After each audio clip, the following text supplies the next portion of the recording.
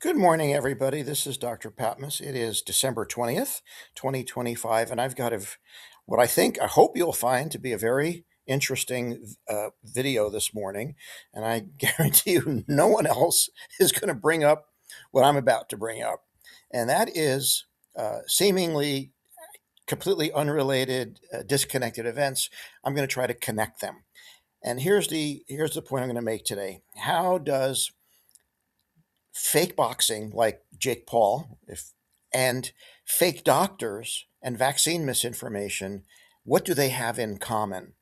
And I'm going to draw a direct parallel between these two very seemingly disparate things and connect them together.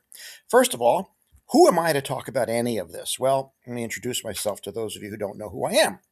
I am a board certified internal medicine physician with advanced training in infection control and hospital epidemiology. I have a master's degree in management from the University of Southern California Marshall School of Business, and I spent most of my life as a physician and an executive.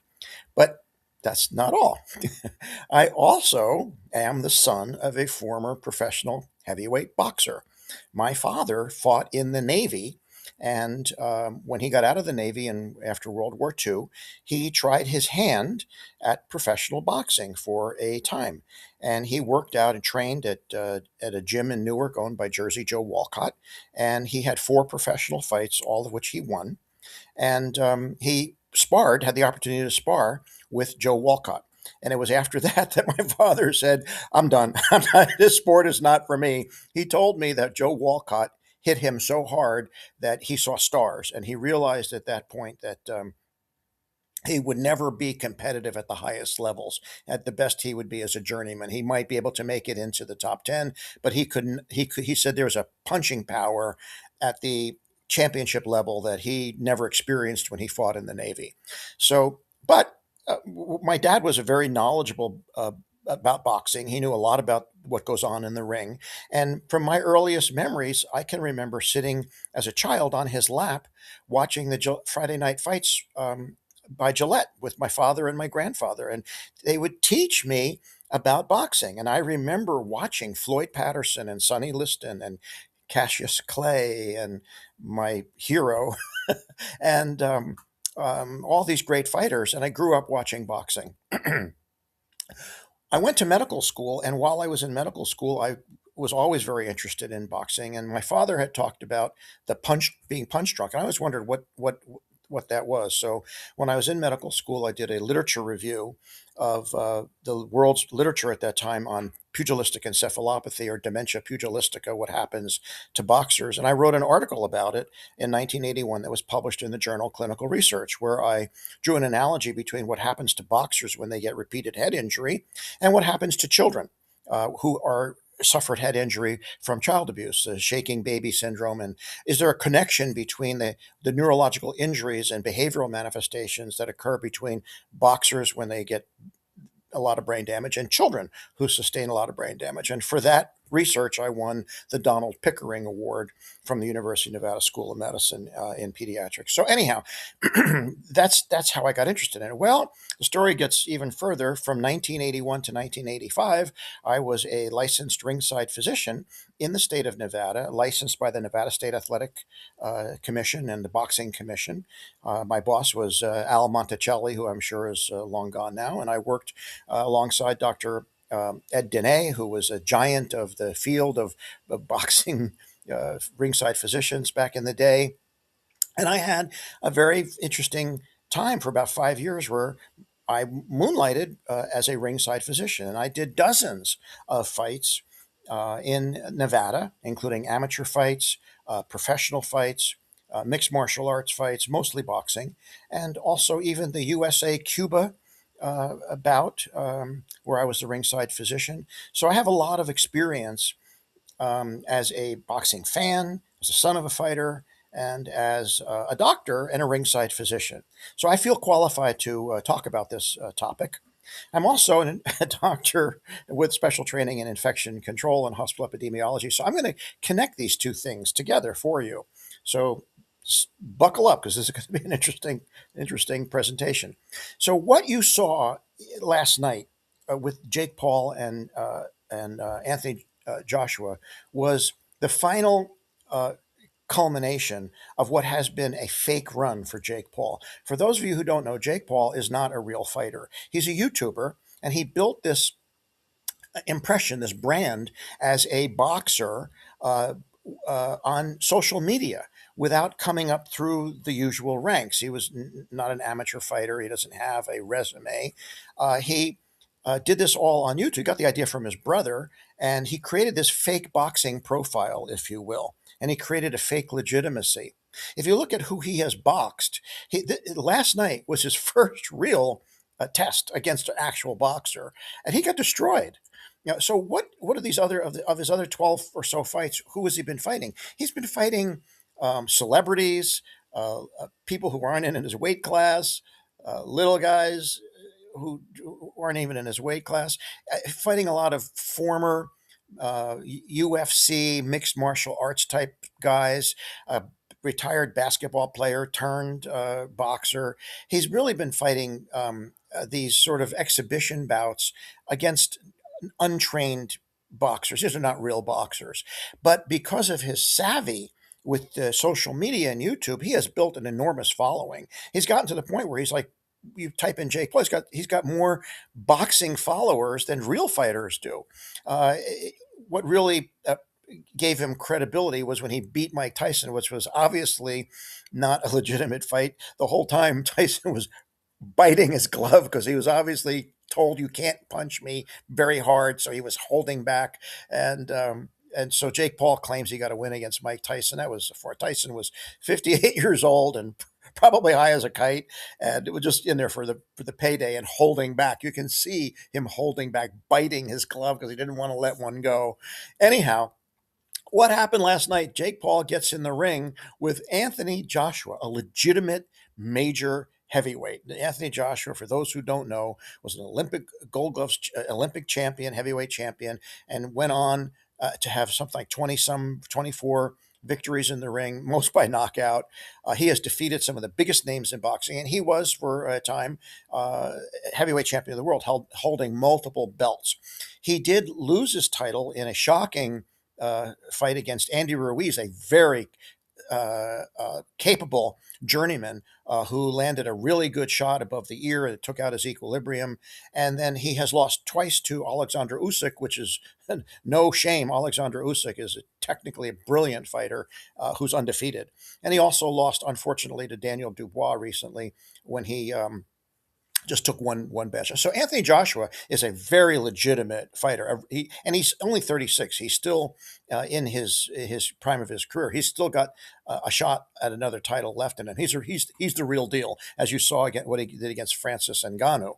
Um, there's a problem when these mixed martial arts and UFC people try to cross over into boxing. The two don't translate very well. Ngannou was a world champion in mixed martial arts or UFC, just got destroyed by Anthony Joshua in the ring. So what happened last night was Jake Paul got destroyed. For those of you who know what you're looking at, it was pathetic. I mean, Jake Paul ran around the ring for 5 or 6 rounds, however long it took for Anthony Joshua to finally catch up with him. Did everything he could to stay as far. The ring was bigger size than normal. He ran around that ring basically like a rabbit hiding. And anytime Joshua got within striking distance, Jake Paul would clinch, grab, hold on, and then awkwardly slid to the floor more times than I can count, ending up on his knees. He spent more time on his knees in front of Anthony Joshua than probably anybody else ever has. And it was pathetic. I mean, he could not stand up. He kept falling down or just dropping down because he was trying to avoid being punched. He did land a couple of meaningless punches, just throwing wildly, but they were insignificant. Joshua just he was just coming forward and finally cornered him and knocked him out, broke his jaw in two places, and it was a really a pathetic display. For those of you who think that Jake Paul's a real fighter, after that fight last night, you got to go back and reassess your judgment. He's a faker. He's got some skills. I mean, he's at the very low level skills as a boxer. He has had a few fights against not real boxers, and he could become a real boxer if he wanted to really work his way up from the ground up. But what you saw last night was an absolute, utter display of lack of boxing skill. He's not a real fighter, and it made the fight ugly because Anthony Joshua had to run around and chase him the whole night. And every time he got near him, Jake Paul would drop to his knees and hug him. So, it was a pathetic display. It clearly revealed that Jake Paul is a fraud. He's a faker. Now, what does this have to do with vaccines and fake doctors? Well, it's the same thing. Throughout medicine now, and especially in the world of the anti-vax doctors who are now, oh, by the way, in charge, they have the same thing. They're fake doctors. They do have an MD, but many of them don't have an internship or a residency or a fellowship. They don't have the real credentials. They're like a boxer who just gets in the ring but doesn't have the pedigree of having worked his way up.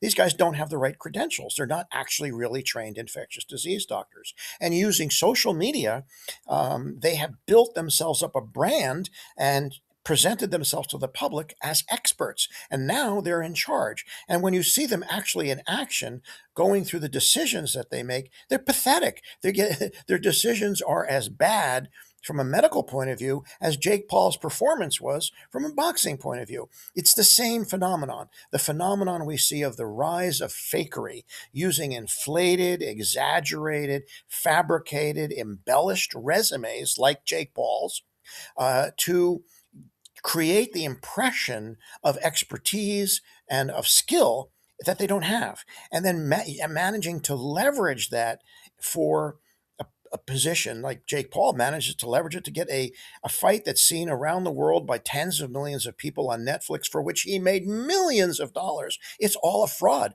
Jake Paul doesn't have the credentials as a boxer to warrant that. I think about all the boxers, real legitimate boxers, who are in the gym, slugging it out, working hard day after day, looking for any kind of a payday for $1,500 or $5,000 or $10,000. And here Jake Paul comes in with an inflated resume, a fake resume, fake boxer, gets to fight Anthony Joshua, gets his clock cleaned doing so, and collects millions of dollars.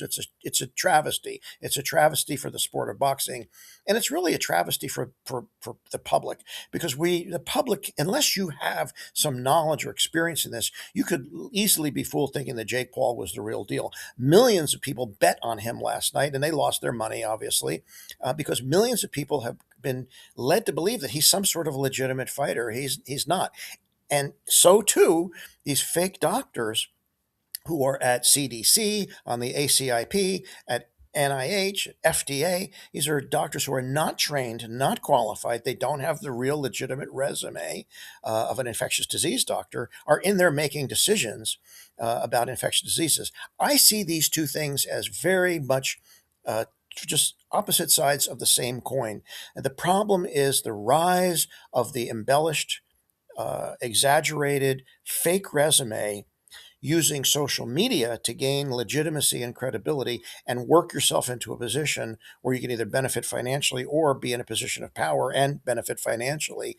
And when your credentials are just totally fake, the public has to wake up. The public has to realize, wait a second, there's a reason why you need to have credentials to actually be licensed as a boxer and to get into the ring. As a former licensed ringside physician, I would be very disinclined to sign off on a bout where a fake fighter goes in the ring with a real fighter, because they might get killed. Jake Paul has got a double broken jaw. It could have been much worse. But I also think that this public needs to be so much smarter when it comes to allowing doctors who are fake getting into positions of power. And that's what we have now across the board in the federal government. There is, of all the physicians involved with making decisions about vaccines, COVID, and so forth, not one of them has the right legitimate credentials. All of them are fake. They're either not infectious disease doctors, or they're not board certified in anything. maybe just having 1 year of internship. The new director of the CDC, Dr. Abraham, has 1 year of internship. There's no that's a fake resume. That's a Jake Paul getting in the ring with Anthony Joshua. You put a doctor like Dr. Abraham in at CDC, he's totally in over his head. But it's not just Dr. Abraham; it's across the board at CDC, NIH, FDA, throughout the federal government. We have fake doctors who are not really trained in infectious diseases making decisions about infectious diseases that are harming the public. We have fake boxers making millions of dollars off of you if you bet on them, or you paid to watch that travesty, um, taking advantage of the public. I guess the point of all this is the public needs to become much more skeptical and recognize that what's on social media is not filtered for accuracy or credibility. It's made up. There's so much made up stuff out there, fake news, misinformation, disinformation. With AI, it's even worse. Now you have musicians who can't even play an instrument, who can make music utilizing a laptop and software, replacing real musicians. We see this all across the whole spectrum of everything from boxing to medicine to music. There's this rise of fakery, and people need to become much more skeptical about what is real and what is fake. And for those of you who thought that Jake Paul was real, you got a sorry awakening last night. That was probably the most pathetic display of an attempt at boxing that I've ever seen. He has very little boxing skill, and it was really evident last night. He basically had the floor wiped with him. So that's my commentary for today. I'm kind of curious about your thoughts about this. I'm probably the only person out there connecting Jake Paul and the CDC in the same video. So have a great day.